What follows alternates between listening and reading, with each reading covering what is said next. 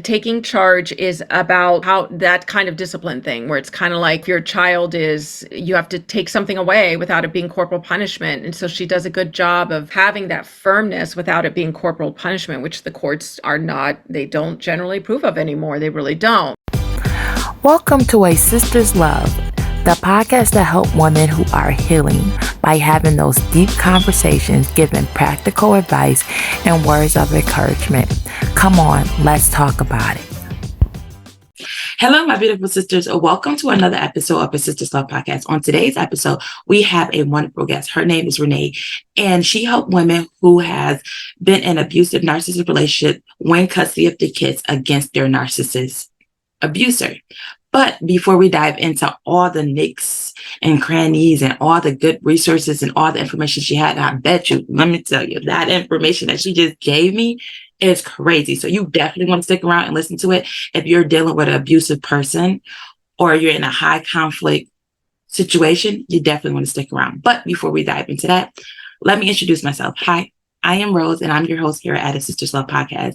And I'm just one woman with one voice trying to help other women heal and grow and overcome trauma. So if you are looking for a safe place to tell your story or find resources to help you overcome your trauma, then you are in the right place. I would love for you to become a weekly listener. All you have to do is hit that subscribe button, turn on your notifications so you never miss another episode of A Sister's Love podcast. Hello, my beautiful sisters. Today we have Reneé, and I'm going to allow her to introduce herself and tell us a little bit about herself and her story and why she's here today on this podcast. Thanks so much, Rose. Thank you for having me. I'm grateful to be here. So I'm Reneé Rodriguez. I am a custody strategist. I run a consultancy called Best Foot Forward, where we've created the custody blueprint. And really, I'm here to sort of chat about, my story and see if that resonates with any of your audience members. And, that type of thing. I think when people hear other people's stories, it can really help settle what's going on with them, right? I remember that was it for me. And by the way, you had someone who I listened to, Margot Williams, and oh yes, when I listened to her story, it was like, yep, there's a lot there that is my story as well. When I started out, maybe at this point, a little over 10 or 11 years ago, I was dating someone who appeared to be handsome and wonderful and doting and attentive. And things moved very quickly. We were together for only 3 weeks before he told me that he loved me. Mm-hmm. He wanted to move in very soon after that. Everything needed to move very quickly with him.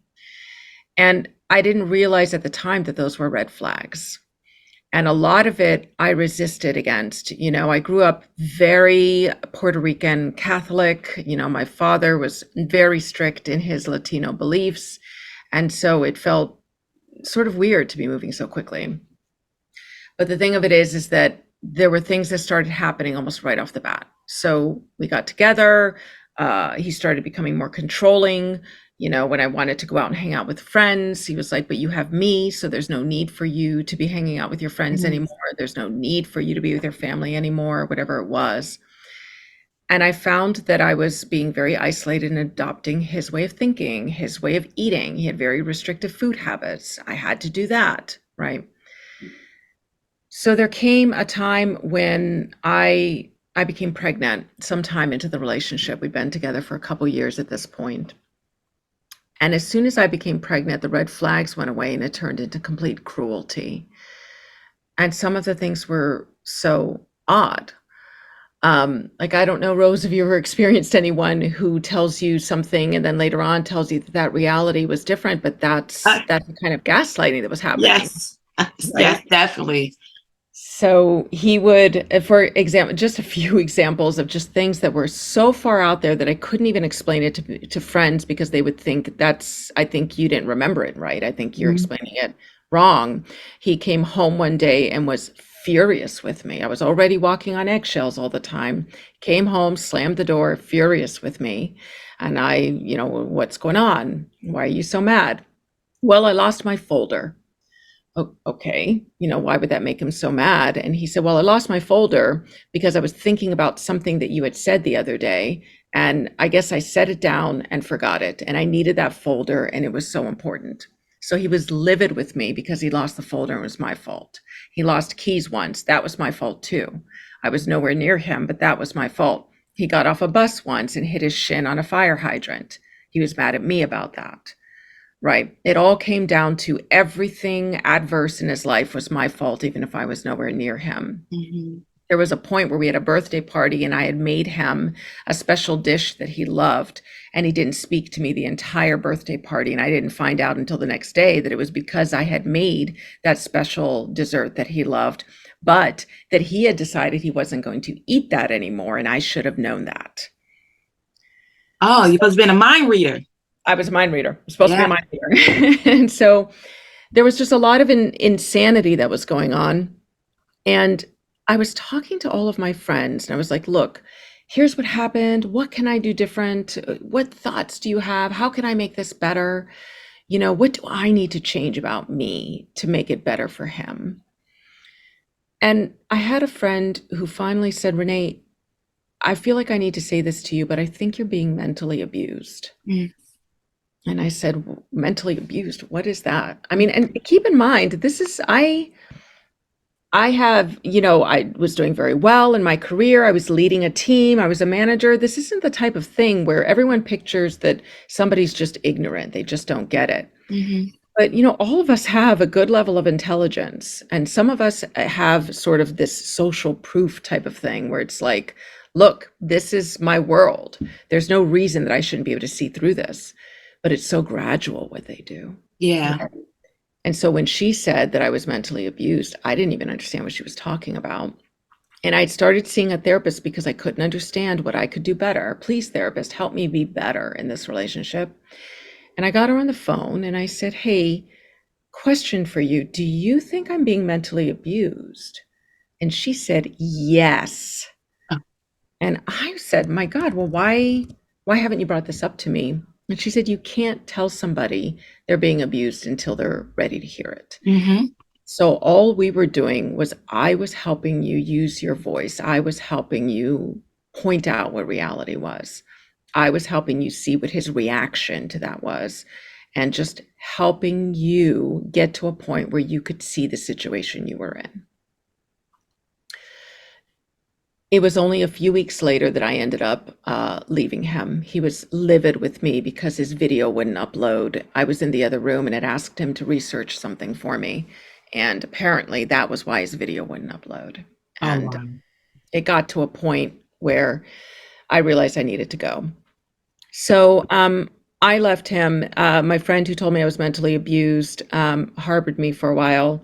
You know, for a little while, when you leave somebody, and I was, of course, paying the bulk of the rent. I was, of course, paying the bulk of everything. I came into that relationship with the largest savings account I'd ever had in my life, you know, and I'm talking, this is a family. I was so proud of myself. We grew up on welfare, like real food stamps, like my mom counting them out, right? Oh, yeah. I remember those ones. Yeah. The paper, the different colors. Right? Yeah. Yes, the different colors. Right? It wasn't like you just swiped a card. Yeah. So thankful that we do that now, because I remember I could feel my mom's shame, you know, and my father always dealing with racism at work, never getting the promotions that everyone said he deserved. And so we were always struggling. And my parents did it well. They really did. They were so loving. It was all about experience. But I remember the way my mom felt. And so for me to have had the kind of savings account that I did was a source of pride for me. And by the time I left him, that was at zero, right? So I left the home that he refused to sign the lease, of course, so it was all on me. You know, it's amazing how you can be who you are and yet they persuade you to do things that just are foolish, that aren't good for you, right?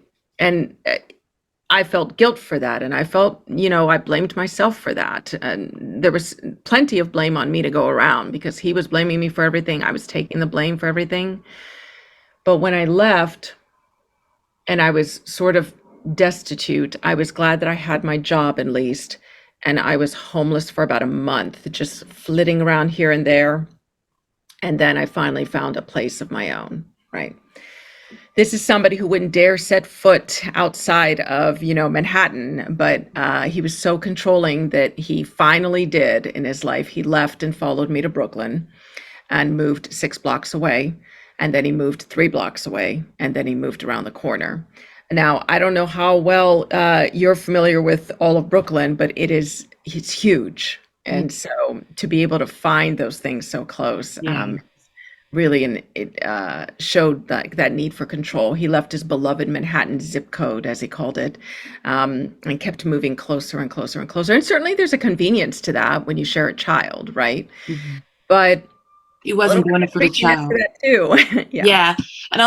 I think that was his reason. He will say, "Oh, I'm doing it for my child," but it was more of a control, was more to get closer to you, to see what you're doing exactly, so that he can have his eyes on exactly what you're doing, to see which way he can manipulate the situation, or to see a way that he get back into the situation, probably. Yeah. Yeah, that's exactly it. And so, I was a different person by the time I left that relationship. Before then, I had a theater company that we were talking to somebody about going off Broadway. While I was managing a bunch of people in a C-suite of one of the most well-known companies in the world, I was busy from the moment I woke up to the moment I went to sleep, but everything was on the up, right? It all came crashing down when I was with him. My boss wasn't pleased with me anymore before. He had a glow about him whenever I was doing things for him, but then, things just weren't going well. The theater company, everyone left it because they couldn't take him anymore and they couldn't take the way I was, right? So I was a different person. I was what I call the doormat. Um, Mhm. and I ended up finding, and this was a long time ago. Like now you can go on the internet and look up narcissism or gaslighting or psychological Mhm. abuse, and it's everywhere. Like it's hard to believe that as recently as 11, 12 years ago, you couldn't find anything like that, right? Yeah. Facebook was just starting communities, groups. And so I sort of searched around there. I searched all over the internet. I finally found on Facebook a group where they talked about recovering from abuse. And I was like, Mhm. finally something. So I was on there and I was doing recovery. And what was funny was I was starting to get better, but I couldn't quite complete. I could feel that there was something that couldn't be reached. I couldn't quite recover from it. I was still stuck, trying to deal with this, and I couldn't figure it out. One day on the forum, somebody said narcissistic abuse, and I was like, that sounds interesting. Mhm. So I looked it up, and it really sounded like what I might have been going through. And interestingly enough, it ended up being something that our couples therapist mentioned later, that he was diagnosed with NPD. Mhm. Um, but that wasn't something I knew at the time. And they named someone who was doing out of Australia, who was doing that kind of work, Melanie Tonia Evans, who's doing recovery work. I got on her list. She sent emails, and it's like she was writing my life. So that was helpful. Mhm. She had a little program, and I was like, I'm not going to pay for a program. I can figure this out. So I went through her emails. She had a program, narcissistic abuse recovery program. I was destitute, everything under the tree at Christmas was secondhand, wrapped up to look good. But when the kids are small, they're thrilled, right? Yeah. So it's fine.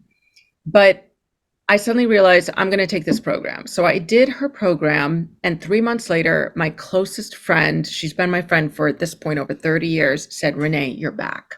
You're back. And so it was clear that it was narcissistic abuse. And I felt better. I felt like I was really on the road to recovery. Coupled with Melanie Tony Evans on the forum, someone had talked about Tina Swithin, and she had something called One Mom's Battle. And so I was kind of like, I want to find out more about Tina. And so I decided to actually make Tina my coach. And Tina and I worked together because there came a point at which we had to figure out what to do about custody, right? And that's where things got quite interesting. Mhm. I was interviewing a lot of lawyers, and they all thought that, they were kind of like, this guy is kind of, crazy. I think you should just go in and say what's going on with him. But I had this sense, as someone who has a strategy background, I was like, I think I need more than this. I don't think I can just go in and tell my story. Yeah. I didn't know anything about family court. I mean, nobody takes family court 101 in college, you don't expect to be here. But things were out of control. He was stopping by whenever he wanted, and he was saying, well, I get to take him now. Who knew when he was going to come back? So I was sitting there petrified that he wouldn't. And without a custody agreement, if he just took him, then that would be it. There wouldn't be much I could do to get him back. My son would come back and there would be things going on. And I would be kind of like, why is this going on? You didn't feed him his diaper. I mean, all the kinds of things where he's just not being taken care of. So it was very distressing for me, but I knew that I didn't quite understand enough, that I didn't have enough to go in. So Tina was someone who I did end up finding and starting to talk to. And she said, look, put your case together in this way, get the right lawyer, which I ended up doing. And then we ended up starting our case. As soon as we started our case, you could see right off the bat that the court really wants to see a way for both parents to be part of a child's life. And listen, for the most part, that is what we want. But when you have a problematic parent, then the question becomes, how can I keep my children safe, right? How can I keep my child safe while still building a relationship with his other parent, right? So we needed to figure that out. Well, if you're in a custody case long enough not coming to an agreement, then the court, no matter where you are in the world, will decide that you need to go under an evaluation. In most jurisdictions, that's going to be called a custody evaluation, a forensic evaluation, a psych evaluation, whatever. We needed to go through that. And Tina was like, look, this is a really important thing. You really have to nail this. There's only 2 people around who coach people for a custody evaluation. I believe they're both full. I think one of them is trying to get back out of the business, but let me get back to you. She got back to me and said, yeah, the other one she can't take it anymore. It's just too difficult to hear all the stories. So she's not going to do it anymore. And then the second one is just completely full for months. But listen, you have a strategy background. Why don't you just put something together, prepare your materials, and you and I will just sit and make the best of it. So I put together some materials, and the next session I had with her, she looked at it and she said, I have never seen anything like this. This is so clear. I've never seen anything so persuasive, so clear, that describes exactly what's going on in your case and lets them see what's really going on. And she said, I think you should do this. I think you should be coaching. To which I said, slow your roll, Tina. I'm in the middle of a case here. Like, I'm just trying to win my case. Let me win my case first. I'm just trying to take care of my kid here, right? So, but she started saying, hey, she started sending people to me saying, hey, Tina says you've got these templates. You've got this method. Do you mind sharing? And so I was sharing. At the same time, I'm trying to do my case. We ended up settling my case, and things went the way that I wanted them to, and which was great for my son and for all of us, I think. A lot of times, and I'm not going to speak for my ex or anything like this, but I will say that a lot of times I think these men come in saying, oh, I got to have 50-50, and I got to have my half. And these are men who couldn't be bothered with the children before, probably don't know their teachers' names or their homework or their favorite food or their favorite color. But here they are asking for their half. And it's kind of like, well, children aren't halfsies, right? This isn't like, there's a story in the Bible where, it's pretty well known, so you probably know it, but, the baby's brought before, Solomon, and it's kind of like, oh, hey, that's my baby and she won't give it to me. And the other woman's kind of like, well, that's my baby. I want that baby. It's like cut him in half. And and he says, well, let's just cut the child in half, and you can each have half. To which then one of the women says, nope, just let her have the child. And Solomon says, that's the mom. That's the mother. So she gets the baby, right? Because she's kind of like, I'd rather my child were alive and healthy than to be with me, if that's how it's going to go. Right? That's how family court feels. Family court is kind of like, well, we don't care about all that. Let's just half seize the children. Right? And that's kind of what a lot of people are fighting. And so I had a friend who was recovering with me and knew Tina as well, who said, look, this stuff is getting out there everywhere and people need your help with it. And you should be spreading it more. So you should be doing this. So for about a year and a half, I'm just kind of like, look, I'm still doing this. And then I started seeing people one-on-one. And then I realized that I needed to build an entire blueprint for the custody case. If you're up against an abuser, if you're up against somebody who's a narcissist, who is controlling, who, fits the bill for some sort of a personality disorder. And so that's basically how I came to build what I built. We started the company. We now have a bunch of people who help out on the team. I've got a lot of coaches and that type of thing. And we're getting the blueprint out there to help people with incredible success, which I'm very grateful to be able to see that more children are being helped with it, right? And that's essentially what we do. Now, what I specifically do now is exactly what Tina thought I should do, which is I certainly help people with the A to Z, build your custody case, do what you need to do. But I'm specialized, especially with people who are going into that custody evaluation, because 85 to 90% of judges will go with whatever that evaluator recommends, even if you pay to go to trial. So you'll spend 1, 2, 3 days in trial, maybe longer. And it doesn't even matter. All that you're going through, everything you're paying, is still going to end up with whatever the evaluator recommended for the most part. And some people argue with me. Some lawyers say it's more like 95%. But the statistics actually show that it's 85 to 90%. So what does that mean? That means everybody's working to impress the judge. You should be working to impress whoever is investigating, whoever is evaluating your case. Mm-hmm. That's where the decision is going to lie. Right. Yeah. So I was lucky. What happens after an evaluation recommendation comes out is that if the evaluator is kind of recommending something, then the smartest thing to do is to try to go to settlement mediation and just do it that way and save the money rather than go to trial. But sometimes we do end up recommending a trial anyway. But that's how I got to where I am today. I took basically the darkest time of my life and I came out of it and said, I think I'm going to give up what I am doing. I think I'm going to do this instead. We're grateful to be doing it. That's awesome. Can you give us some of the things that you did to help you, like when you did do that program, like some of the things that you learned to help you overcome that narcissistic abuse? Yeah, it's, the program was so huge, and I do recommend it to people, and she's got it at an insanely low price. So if you can afford it, you can do that. But what I'll tell you first is that I remember that one of the other reasons I didn't want to do the program was because it sounded quacky. It kind of sounded like that's a very weird way to recover. And so I was resistant to it because it didn't seem like something that would ever work or even make sense. But what she's really doing is, it turns out it's going to sound quacky. I'm telling you right now, Rose. But what you're basically doing is, it's a very specific visualization exercise. And it's a series of them. And then you do some journaling and writing around it. And there's no way anything that sounds like what I'm saying should work.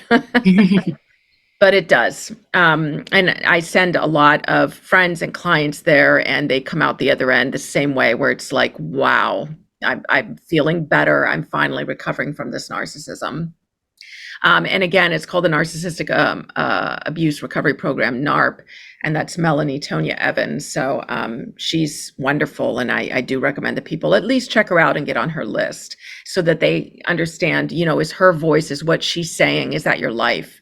Because if it is, and you're still having a hard time recovering and you don't feel like you're completely there, it really is about these sort of twirly exercises that actually, oddly enough, and it's not something I've ever done before or since, but if it works, there you go. It works. Right? Yeah. Yeah. So I have a question about the narcissistic. So that word is getting used a lot. So a lot of people are like, oh, you're a narcissist, you're a narcissist, you're a narcissist. What do you think about that? Do you think do you have a specific layout or information about what narcissistic abuse is, so people could actually identify it, instead of just having someone that's abusive, or someone like what I went through? I was in an abusive relationship. Mine was more physical and emotional and financial, but my partner wasn't a narcissist. And it's oh, he maybe was narcissist. I'm no, he's not.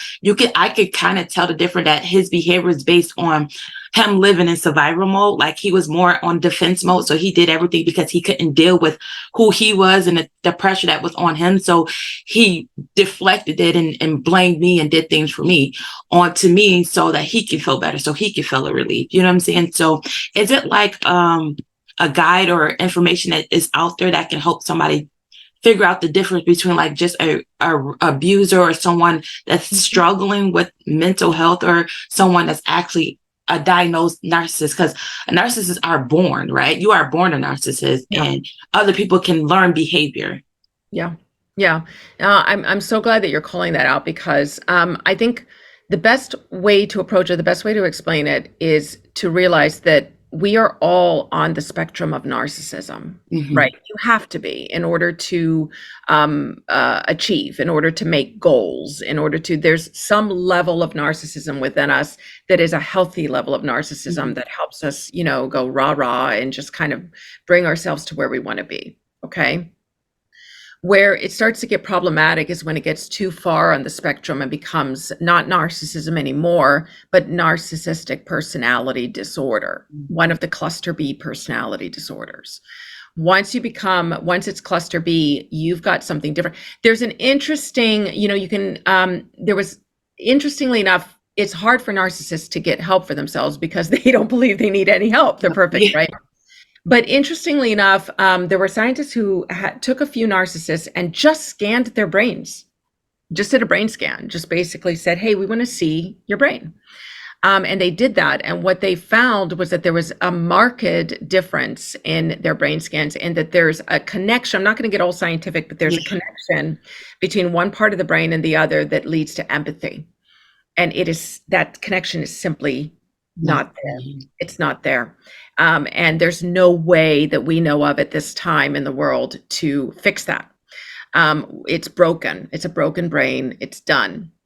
And where that comes from is what you alluded to, which is we know that this comes from trauma that is almost always childhood trauma. The brain is forming, the prefrontal cortex it's not even done forming until sometime in your 25th year. So in a way, we're all actually children until somewhere around when we turn 25, which when I look back, that actually kind of tracks, right? It's like when you look back, you're all kind of like, yeah, I didn't really start getting it until my mid-20s. So what does that mean? That means that sense of security has to come from, because the prefrontal cortex being the last thing to form is about that security. You're having your own sense of security, finding it within yourself, which means that until then, you're not fully able to do that. Sure, it keeps increasing. But as children, your sense of security is almost non-existent, right? It is entirely dependent on your parents. And while we can make that be about basic needs, the emotional piece is there too. So usually there is a lack of love. Quite frankly, there is a lack of love from one or both parents, usually one. And that sense of security is not there, just feeling stabilized. It's not there. And so if there's enough of that kind of trauma happening again and again and again, then you've got someone who is going to grow up to be a narcissist. Now, there's two sides of that coin. There's the narcissist, and then there's the victim too, right? And let me pause here and say to everybody, I am not a psychologist. I'm giving you a rundown of the bullet points of what we need to work from when we're working with our clients, right? Because we need to know what they're working against. And that's the perspective I'm coming at here. So if any psychologists want to get into get on and comment and, give more specifics, that would be amazing, because I'm really just bullet pointing this and skipping a lot. So I think it's important to know that when you've got somebody who's like that, the question becomes, and this is a debate, are they aware of the abuse that they're, wreaking on people, or are they completely unaware because of this brain injury, right? And I think, people are really on both sides. They're kind of like, they have to be aware because they've developed what's called cognitive empathy. And what cognitive empathy is learning how to behave. The best example I can give of this is a hard example to give, because most people are like, no, I've never watched that, but if you've ever watched the show Dexter, which Yes. was on Showtime, yeah. And I'm not someone who likes gore, and yet I thought that was a great show. Mhm. But I think what was especially fascinating about it is that the character of Dexter, for people who have never seen it, actually does a lot of narration throughout, and we're constantly hearing his thoughts. Mhm. He is the perfect quintessential example of a narcissist who has excellent cognitive empathy. He goes about as far as someone with cognitive empathy usually is, which is to say, I have learned how to appear to have empathy. I Mhm. have learned how to be high functioning. I have learned how to appear at least enough of a semblance of normal that people trust me, right? And so that's a great show to just get inside the head of what a narcissist is actually thinking. It's even funny. There are plenty of points where the character Dexter even says, "Okay, here I go. Let me pretend.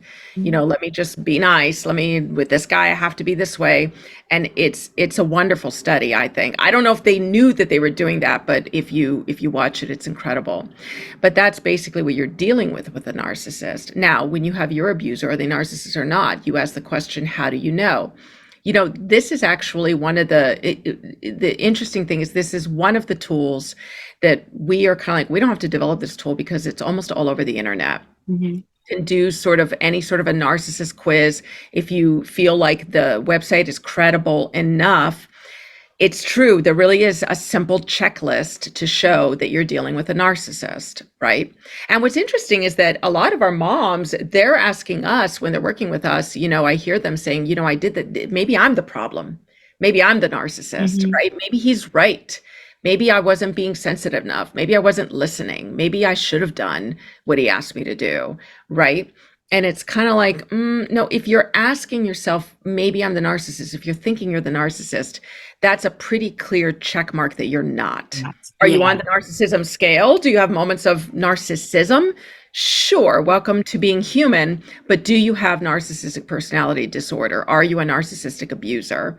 If you're asking yourself that question, then the answer is highly, highly, highly likely to be no, like 99%, whatever, to be no, you're not the problem. You're not the problem, no Right. matter who told you.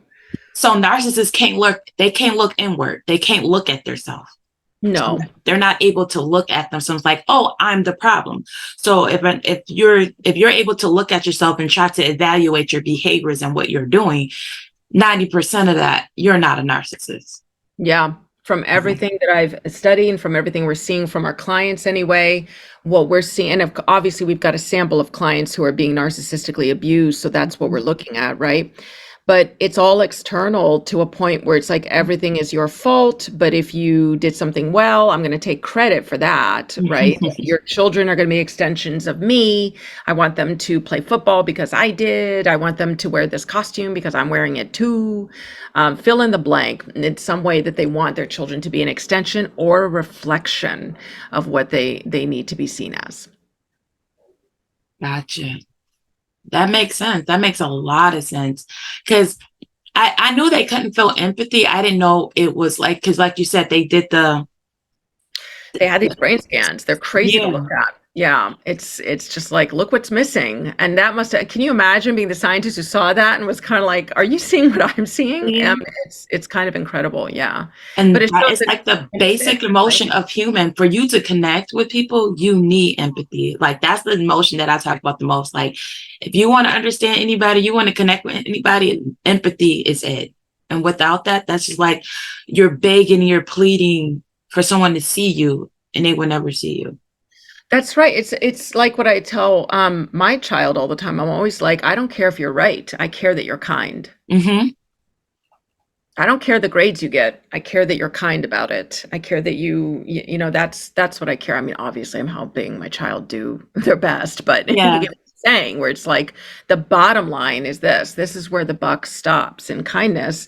And you're not going to see now when you first meet them, of course, you're never going to meet a kinder, more attentive person in your life. Mhm.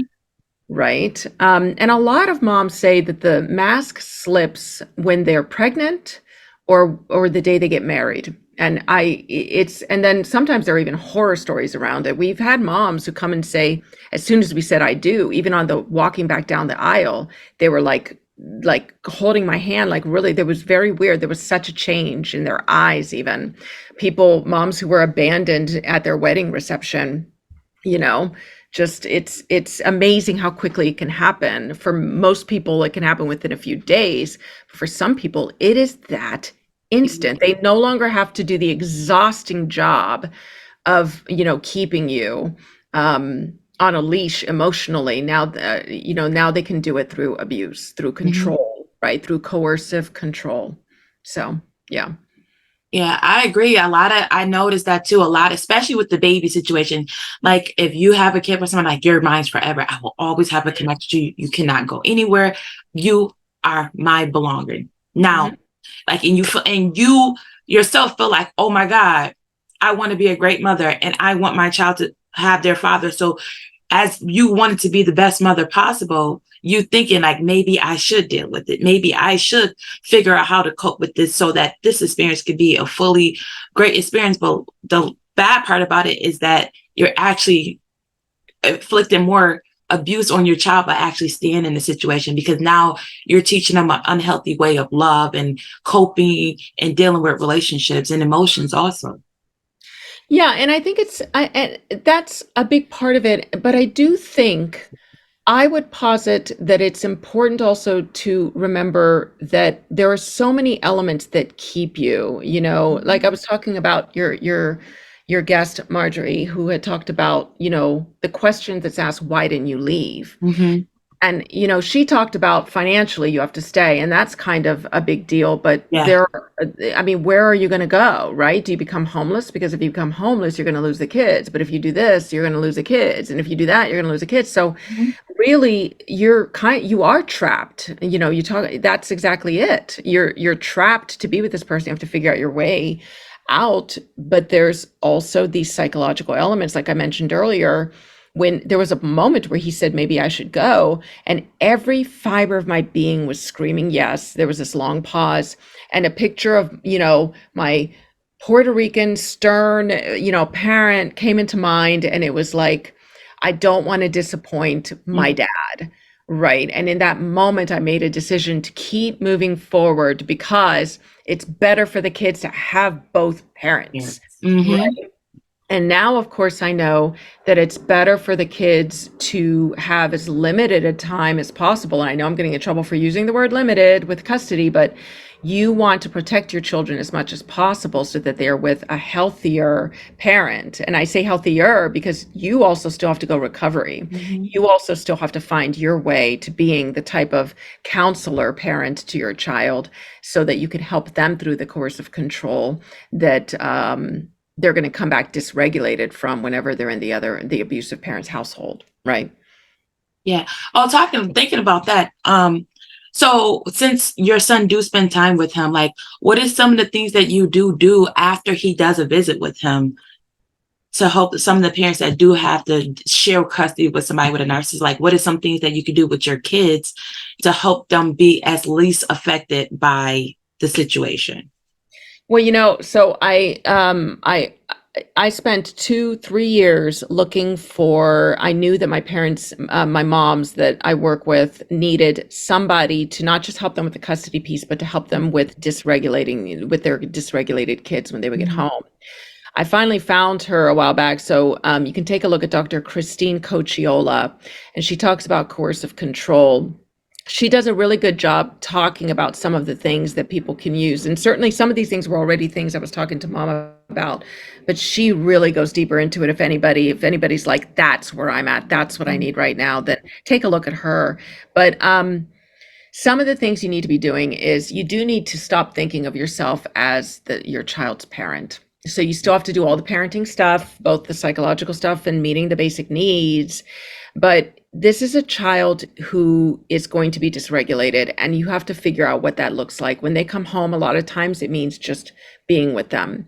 A lot of moms will talk to me about the fact that when their kids come home, they need to be touching their parents.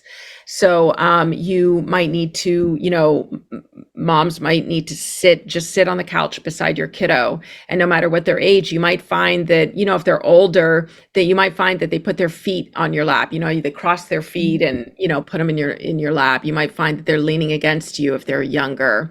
You might find that they are becoming more, the word clingy might come to mind. They might be angrier. It's so important. We hear this again and again. You are unfortunately robbed of some of what it means to be human, which is to be impatient, to be offended, to get angry sometimes at what your kids are doing. And the truth is that you just can't.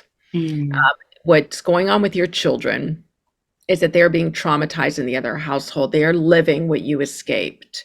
Right. So if you were walking on eggshells, if there was a simmering anger in the other parent, right, that you never knew when it was going to be sort of an explosion, there's a type of PTSD, there's trauma there. So even though you're the safe parent, if you get angry, now they're reliving what's happening in the other household. Now you are equal to what they are experiencing in the other household. Now you're helping to normalize what is going on in the other household. So I'd say that you're robbed of the ability to be human, because then what ends up happening is, I say this and moms hear this, and then tomorrow they get impatient with their sons and suddenly they feel, or their kids, and they feel like they're a bad mom, right? So there's this constant just trying to find your way to being, what do I need to put in place so that I'm not losing patience with my job? Instead of saying, would you please stop knocking over that vase, that lamp? Move the freaking vase, move the freaking lamp, right? So find ways so that you don't have to be impatient with your child. That's not going to cover all of it. Let's be realistic here. So, but what I'm looking to do is I'm saying, try to minimize the amount of times that you need to find your own regulation in the face of what often feels like his domestic violence is coming into your home through your child, domestic violence by proxy, right? Well, dad says that you just do this. Dad says that what you feed me isn't healthy. Dad says, whatever. Dad says you're just trying to keep me from. Dad says we should be 50-50. Dad says I should have equal time. What child is saying this? Even a 13-year-old's not going to be saying this, right? That's clearly domestic violence by proxy. And your reaction could be kind of like, well, give me more information, and start pumping them for information, or that's not true, or something, because your own trauma is starting to rear back up. It's natural, it's organic. So how do you overcome that? And it really becomes practice and tools. It really becomes, like I said, minimize as much of it as you can, right? Look at what's happening, give yourself these ABC, sort of moment where what led to this, that's the A, what's the behavior, that's the B, how do we solve it, that's the C, right? Give yourself sort of this ABC formula where you can see how much you can just solve logistically, and then the rest, at least there's less there for you to have to try to tamp down your anger and not bring that trauma back to your child. When you have the right to be angry, sometimes you have the right to, but in truth, with your children, you need to be more of a counselor. You're going to be a parent. They still have to do things. And the courts like to see a parent who is authoritative, not authoritarian, but authoritative, which means that you are firm but loving. And when we're talking to moms, it's hard, because what we have found is that moms who are suffering from trauma, and who may be being re-traumatized through the stuff that their kids are bringing back, the words and the actions their kids are bringing back, or they're just not completely done with their recovery, what we find is that it can be very, very difficult to figure out how to deal with this, right? How is it that we're going to bring this in court? How is it that we're going to be authoritative? What does firm but loving mean?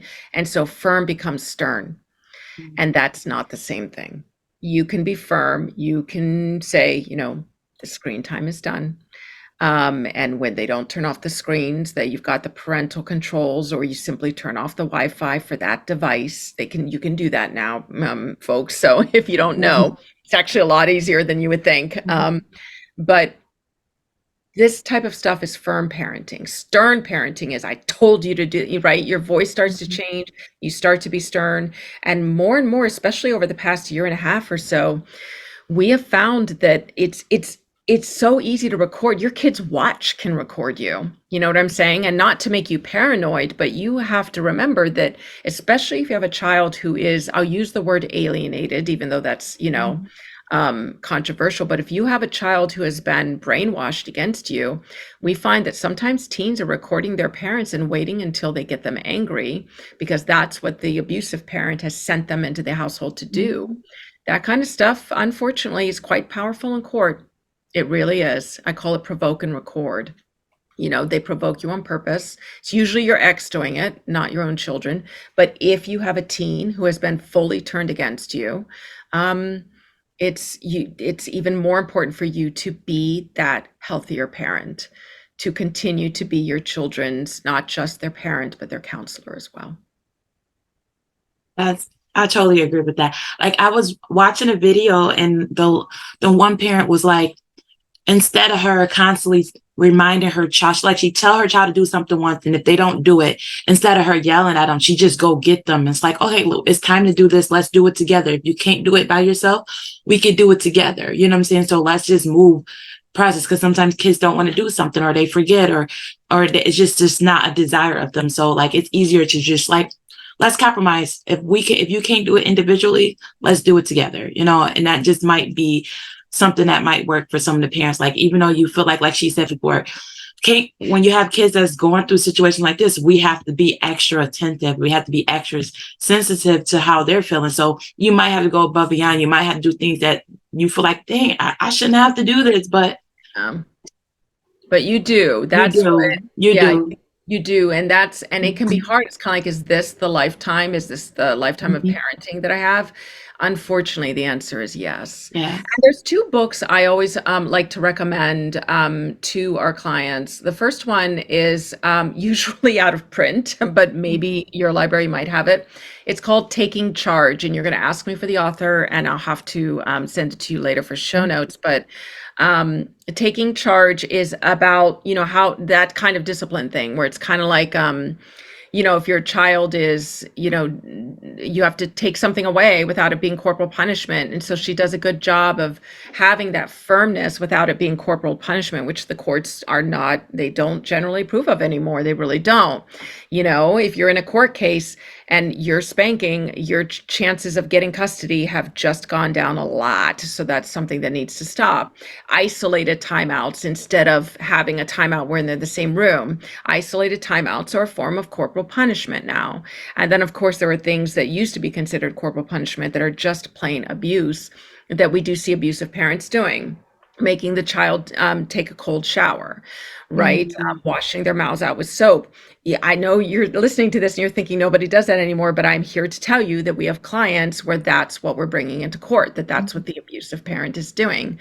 So, you know, then we have to take a look at what then, how are you authoritative without being authoritarian? So I like that book, Taking Charge. And then the other book that we recommend like crazy to our clients, because it helps their children be able to speak highly of you when you're in the courtroom, when your children are talking to the guardian ad litem, minors counsel, whatever, or to the evaluator, or even possibly, although hardly ever, directly to the judge, is a book that many people have heard of. It's called How to Talk So Kids Will Listen, and Listen So Kids Will Talk. Mhm. We just started recommending that, and it's like, we consider that magical, because what the way we recommend clients doing it is, I like the audiobook. Parents are busy. You have laundry, you have dishes, you know what I'm saying? You have to go pick up the kids. And so to sit and read a book for some people can be impossible. But the audiobook for this is very, very good. And what I always recommend for people is one chapter a week, no more, no less. Listen to one chapter a week, implement it, and then keep building the next chapter. When you're done with, I think it's 12 chapters or whatever it is, start over, so that every week you're listening to this thing all the way through your custody case at least. Because what we find, again, is that when the children are asked about each of their parents, we found that the way these kids would speak about the parent who was following those exact instructions was wildly different from the way they would speak about the other parent. Mhm. There's just something particularly magical about that book, right? And so I recommend those two books with each other. I mean, we have a lot of books we like for people to read, but based on what we're talking about right now, those are the books that I think would be good for parents who are trying to figure out, how do I navigate this with a child who's coming home dysregulated, with a child who is being coercively controlled. That's awesome. I'm gonna start listening to that. I'm not going through any custody stuff, but I have a son that has ADHD, and I think Mm. that would work so great because I cannot get him to listen, or I feel like we speak two different languages. Like, I think that book can really help, but if you come up with the absolute definitive way to get a child to listen completely, call me because I yeah, could use that too. But yes, it does make a huge difference for yeah, sure. Just in parenting. Yeah. yeah. I'm definitely gonna look that up as soon as we get off of here. I'm like, I started to pick up my phone. I was like, nah, I remembered it. I put a mental note. Yeah, that book is two female authors whose names Yeah. escape me, which they shouldn't, but yeah, definitely get those to you. Yeah. Well, as we come to the end, is there any advice that you would like to give the listeners before we close out? Yeah, I mean, I think, look, going through a custody battle, that's my wheelhouse. And so I think the most important thing that I want to leave people with, if there's just a little bit of like, here's your golden nugget, is, you hear this a lot, but it's absolutely crucial for you to document but not give documentation. And the biggest way people give documentation is in the way that they're writing to their co-parent. Mm. So if you're in a custody battle, you really are using a format where you're being brief, friendly, and factual. You say hello, and you say, don't just start like you're in the middle of a conversation, no matter how long the thread is. You say, hi, Tony. And then you use one or two sentences. That's about it. Be very, very friendly sounding, and then end with thanks or best or whatever your sign off is, and your name. I mean, you really want to treat them like they're a coworker now, because they kind of are. You all are working on a project. You're probably doing a better job than them, but there it is. There's documentation in that. That's how they gather evidence from you. That's how you gather evidence from them. So make sure you're doing it right so that they don't get evidence from you. And make sure that you keep everything in writing. Don't talk to them. Keep it in writing so that you do have evidence, because man, do they twist it around later as to what was said and what was agreed upon. That's kind of, I mean, there's so much obviously to a custody battle, but that's where we like to just start with people, is to get those communications cleaned up almost right off the bat. And then we can start digging into your evidence. Then we can start figuring out your strategy. That is perfect, because a lot of people like, oh, I said it, and like that verbal contract. Not with narcissists. You cannot have no verbal contract. We need everything. You need proof, and you want that proof to be non-discriminating towards yourself too, because they'll trigger you in those messages, and you're like, no, I forget you, and you're like, look at her. And they'll point at it. You can say, like, I noticed that, like you'll have 10 conversations that's good, and that one conversation that's bad, like you said before, they'll blow it up and they'll bring that one to the judge. Like, look at, I told you. That's the one. Right? Yes. She was lying. It was a front, like, and they'll just make a big deal. And it won't just be to you or to the judge. It'll be to everybody. To prove their point. To prove their point. So you definitely got to be careful, and you have to hold your composure. It sucks. Like you said before, it sucks that we have to do the extra work and go the extra mile to ensure that our mental is good, and ensure that our kids' mental is good, to ensure that we don't give anybody proof. And it's easy. And I'll tell you, we know we're in trouble when a client shows us, where all clients show us some of your communications. When we see that they've been responding within minutes or just an hour or two of what they received, we're like, no, unless this is about picking them up after school today, you gotta wait at least 24 hours, no more than 48, before you respond to them. Because when the court sees those stamps, all they see is two people arguing instead of a healthy mom and an abusive dad. Yeah. I never thought of it that way. I thought it was like, oh, well, because you're dealing with a different type of person. So that's right. You're making it seem like a normal person. Yeah. It's not a normal person. So they shouldn't get instant response. You should give it time to see how you should respond to it, and just don't give them, and they feel like they're still in control because they're constantly having your attention.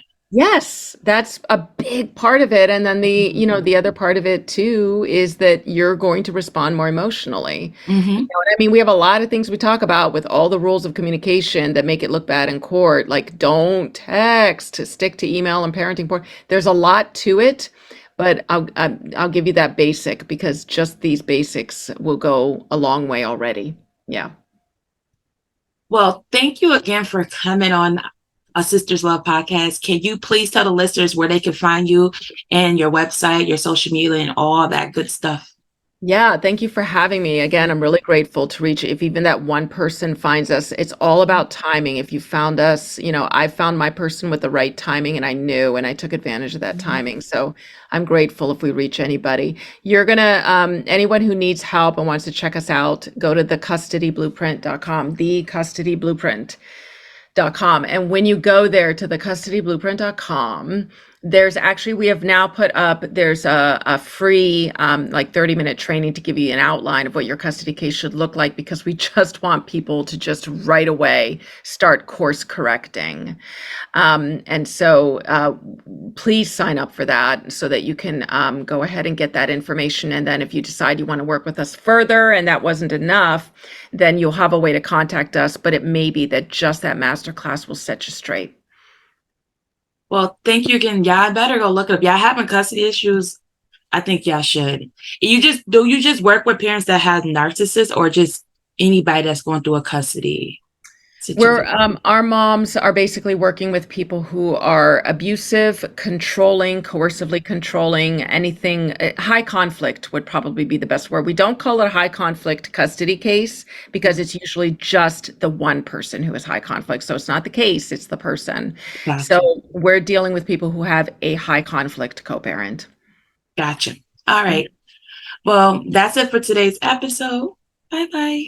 Well, that's it for today's episode of the Sisters Love Podcast. But before we end, I would like to invite you to our exclusive support group for this podcast, a Sisters Love support group. And inside this group, you'll get access to exclusive resources, support from your sisters, and you'll get to meet some of those wonderful guests that is on this podcast. And you'll be in a safe place to tell your story, get your voice heard, and feel comfortable. If that is something that you would like to be part of, all you have to do is hit the link below and get access to that group by sign up to get one of our free resources, How to Create Safety in Your Healing Journey. And that guide will help you create physical and emotional safety in your healing journey. And as soon as you sign up, you'll get instant access to the support group. So if that is something that you would like, I would love for you to click the link below, and I'll see you inside of our group. Bye-bye, my beautiful sister. Until next time, signing out, your sister through love. Bye.